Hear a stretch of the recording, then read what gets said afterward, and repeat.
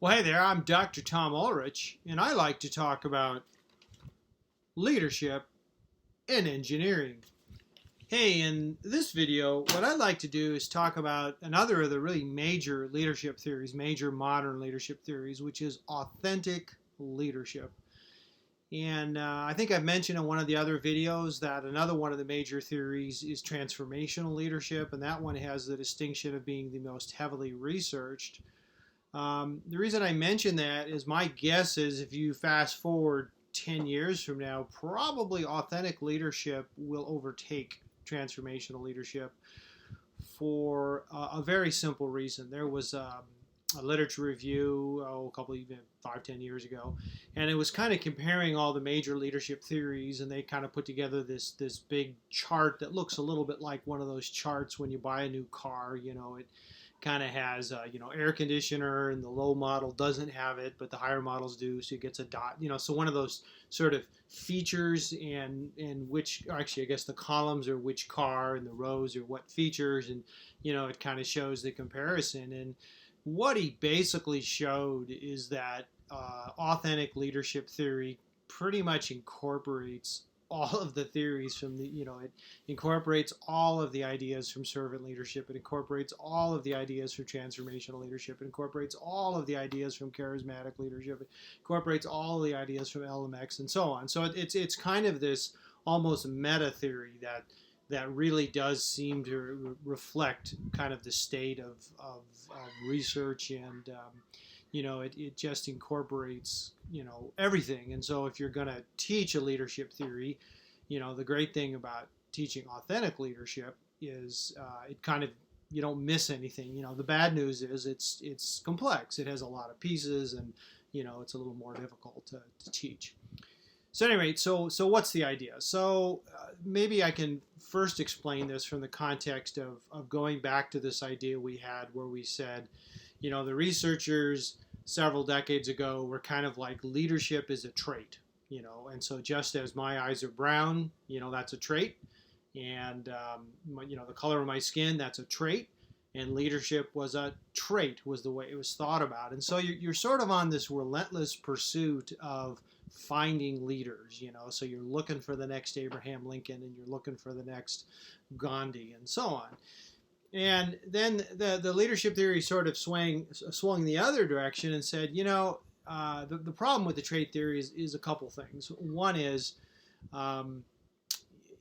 if it really was only about the leader, then it would make sense that any leader could lead any group. And so if you were good at leading engineers, and if it's only a trait, if it's only a function of you, then it would seem to follow you'd be equally good at leading cheerleaders or elementary kids or professional athletes, or the whole thing just doesn't ring true. Clearly, there is an element of successful leadership involves not only the leader, but it involves the follower, it involves the context, it involves the kind of activity, leading sports and leading ballerina and leading politics. I mean, these are very different things. And, to say that the context and what you're leading and all this doesn't matter, I mean, that's clearly wrong. So we kind of went from the trait theories to the process theories, and that gave us this idea of hope that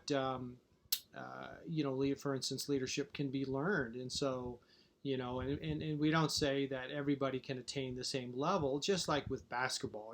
There is only one Michael Jordan, but Jordan worked pretty hard, and anybody playing basketball, you can make yourself a better basketball player. And that's probably the right analogy here, is that leadership can be learned, and it's not that everybody's going to be Abraham Lincoln, but you can become the best version of yourself.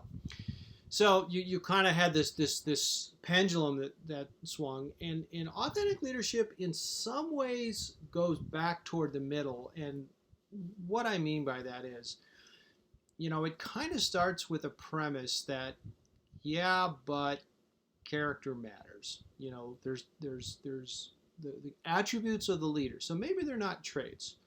Maybe it's not like the color of your eyes or the color of your skin or your height or things like that. Maybe it's more like maturity. Mature individuals, and they weren't born that way. The crucible of life shaped them, and there's this known phenomena that suffering sucks, but it builds character. And so, you kind of start with this idea that, what you really want are leaders of character. And you want leaders who are originals. You don't want a leader who's pretending to be somebody else. Lincoln was great, but we don't want people to pretend to be Lincoln. We want you to be you. And so let's start with this idea that you can be authentic. You don't have to pretend to be somebody else. You can be you. And this all kind of arises then from character. So the theories sort of began with a number of practitioners. One of them was Robert Terry. And what he did is he looked at authentic leadership. He has some books on the subject that were kind of before the academics got involved. He was writing this stuff. And he said, the thing about authentic leadership is, and, I mentioned it's kind of a complex theory, like with transformational leadership, I can remember the whole thing right here, but authentic leadership and all the variants, like, I got to check my notes, so my bad. But, so he talked about leaders having a mission, leaders having power, leaders, really interested in setting up structure, garnering resources, very much swimming sort of in the history of the organization, and trying to give meaning to work. And he kind of had this idea that each one of them sort of formed this circle where each one gave rise to the next. So for instance, his idea, as you focus on the mission of the organization, that actually increases your power, otherwise known as ability to influence. Not power sort of in the mad with power, corrupt, that. But I mean, just you can't lead without power, because power is the ability to influence. Influence is the exercise of power. And so as you develop power, then you're able to shape the structure of the organization. As you're able to structure the organization, you're able to sort of align the resources and get the people you can. And then as you're doing that, you kind of get immersed in, you're sort of part of the history, and you're living the history, and you're talking about the history. And that's where this idea of meaning, as you understand the history, that gives meaning to the work. And then that feeds into the mission, which then, and kind of the circle kind of goes around like that. So, his idea then was you sort of, that because that circle is never ending, you sort of figure out what's the big one on the circle, and you address the one just upstream, and that sort of, so kind of puts this sort of circle of life sort of thing to use. Bill George, he was a very successful industry guy. He was actually one of the key leaders at one of Tandem's big competitors. And back in the day, he was actually a great and respected leader. Back then, people would look at their leadership with absolute admiration. At any rate, he had 5 elements of his model of authentic leadership. He talked about purpose, which always gives rise to passion. He talked about values, which shapes your behavior. He talked about the importance of relationship, which creates a sense of connectedness. And he talked about self-discipline, being disciplined people, which gives rise to consistency. And then he talked about just heart, and the idea is that just builds compassion and passion. At any rate, so what happened is they had these ideas that were kind of in the popular press, and as a practitioner, he really he built the company from small to big, and is really a historically significant figure. What happened then is right about 2003, or a little before that, the academics started to notice that I think these ideas really have some promise. And so Bruce Avolio was at the University of Nebraska. Now, if you don't know that name, Bruce Avolio, like if you talk about the 5 most influential academics in the leadership world that are alive today, his name is going to be on the list. I mean, Avolio he was a key guy in the development of transformational leadership, and really authentic leadership is kind of his baby. But what he did is he said, let's have a conference at the University of Nebraska. Let's fly in all the great researchers, and let's have everybody do research on trying to kick this thing off. Let's try to conceptualize what is authentic leadership. And then what happened is the Leadership Quarterly, which is kind of the big top tier journal in the space, they had a special edition in 2005 which was all about like everything that came out of that conference. They talked, they went off, they did some research, and kind of they had this special issue just on authentic leadership. And from the academics perspective, that was the birth of authentic leadership. That's when it went from being kind of, the practitioners seem excited about this to, this really seems to be a viable structure. So as such, it's one of the newer theories. At any rate, so Fred Walumba, he was one of Avolio's students, and he's, kind of these days a respected researcher in his own right. By the way, Avolio is now up at the University of Washington, but he was at Nebraska at the time. At any rate, Walumba, in his research, and I think Avolio was one of the co-authors, but he said, he thought there was 4 components, critical components, authentic leadership, which the first one is self-awareness, and where the leader is self-aware, is kind of, open to feedback and kind of has an accurate assessment, kind of knows his strengths, knows his weakness. So many leaders are, need to only hear positive, and I know of people who in big leadership positions who brag about the fact that they don't listen to feedback, and well, that's just called narcissism.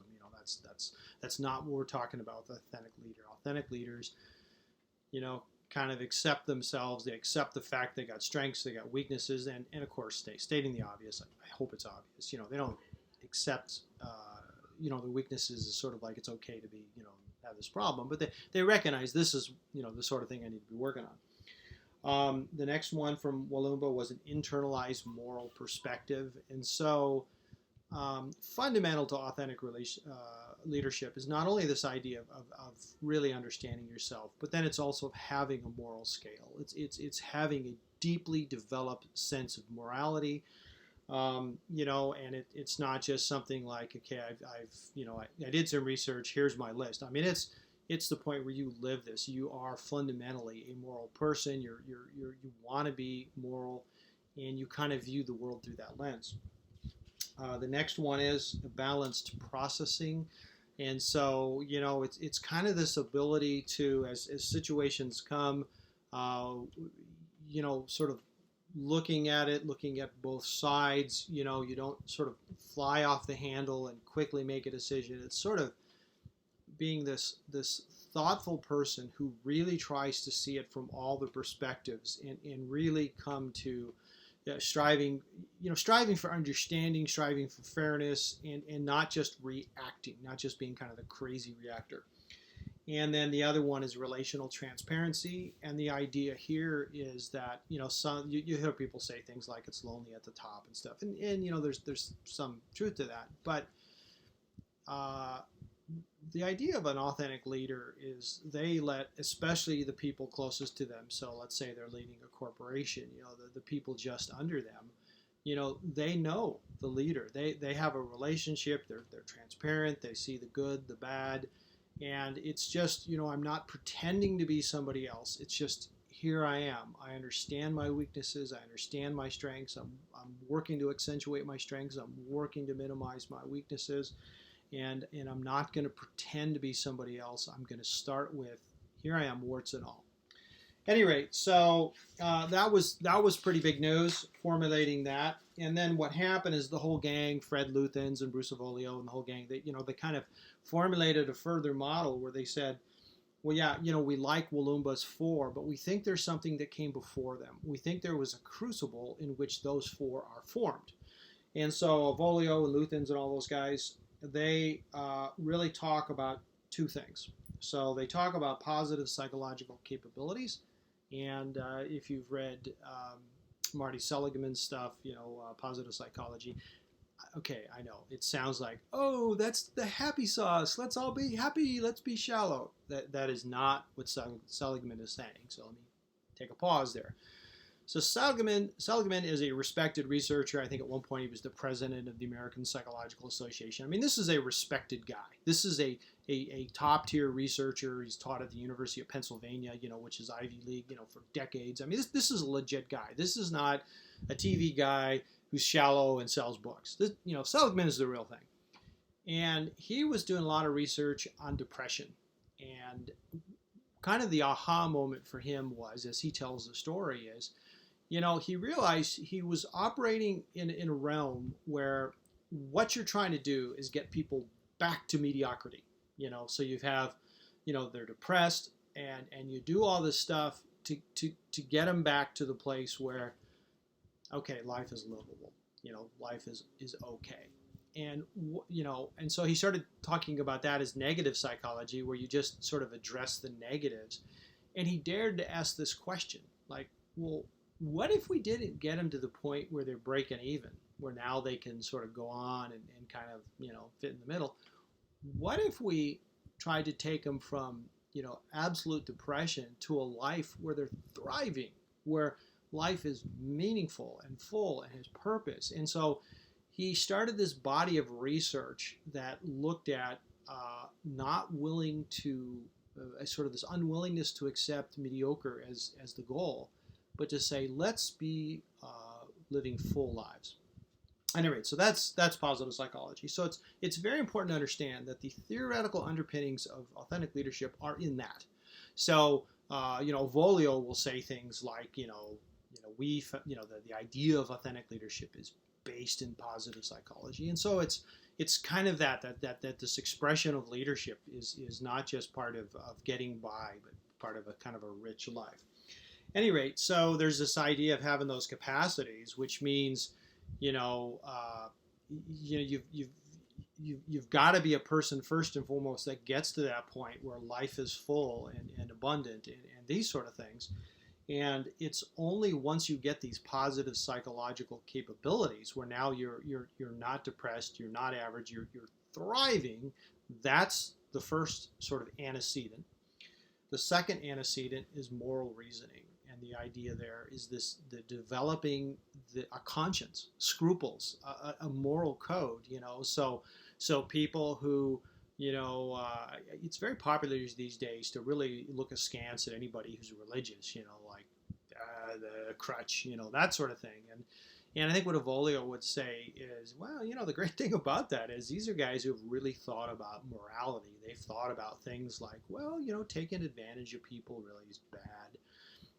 Driving people who have, they've lived in this house for 6 generations, and now because of this or that, we're going to foreclose and kick them out, and now they're, these are really morally troubling things.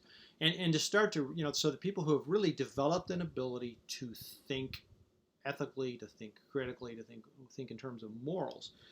So those two, and then here's what they say, and you've sort of got those two as antecedent, and then you've got critical life events. So, somebody gets in a car accident and nearly dies, or somebody gets cancer and survives, or a close friend dies, or there's sort of a moment, some kind of significant turning point where when you look at their life as they sort of make sense of their life looking backwards, there's sort of a before and after, and an unmistakable. And the way they naturally talk about their life from that point is, I was kind of doing this, and all of a sudden I saw it clearly and realized I'm gonna do life differently.